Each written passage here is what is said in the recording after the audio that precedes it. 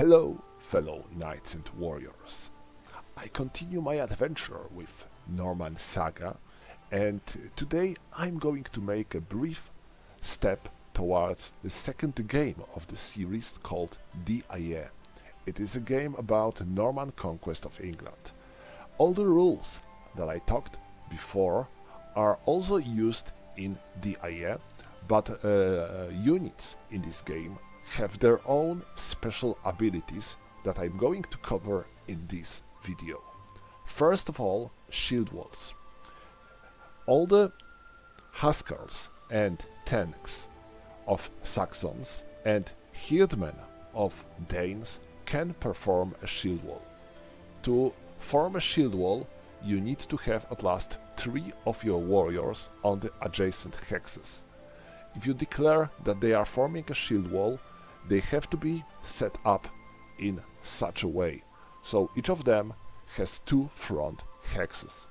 These front hexes are now protected by shield wall. How it works?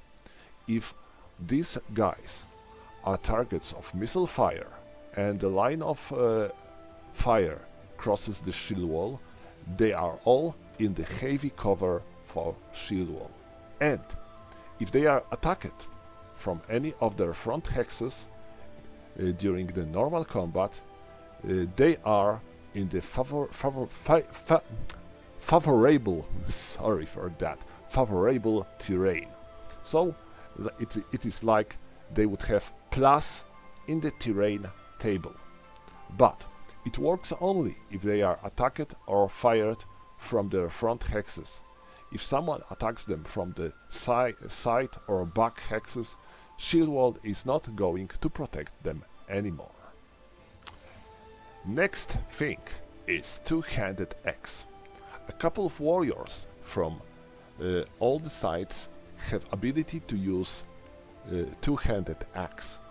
All of them are listed in the rulebook, so couple of Danes, couple of Saxons and a few of Normans have this ability. To use your two-handed axe, you have to fulfill 2 conditions. First of all, only characters that are on foot can use two-handed axe. Next, they have to be in the full health. No wounded character can use two-handed axe.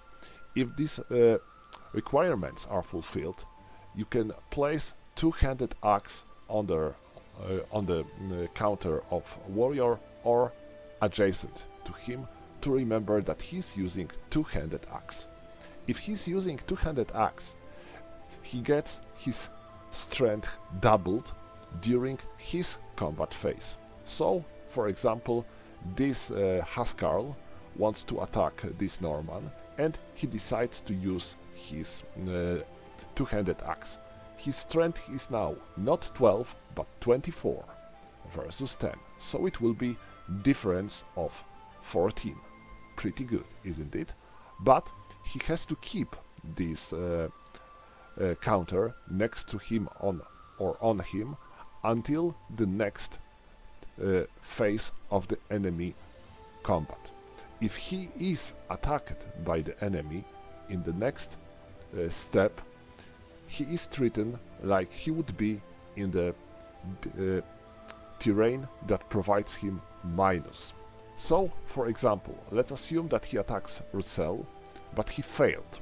He achieved nothing.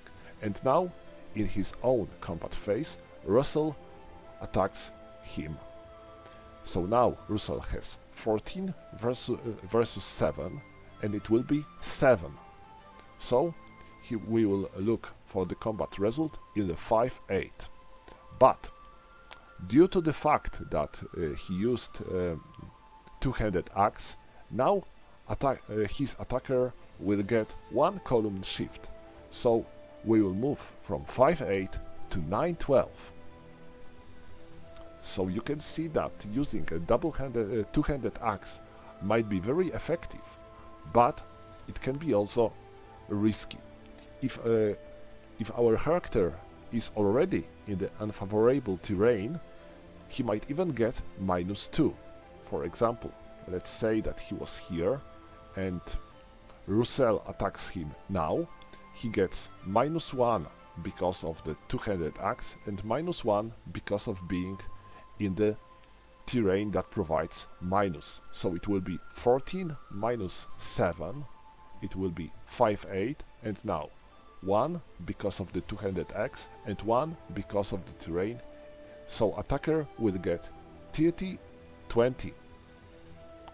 So remember, when you are going to use this two-handed axe, this is very effective if you want to kill enemy swiftly, but if you are engaged in combat with many enemies around, this might be a danger for your attacker.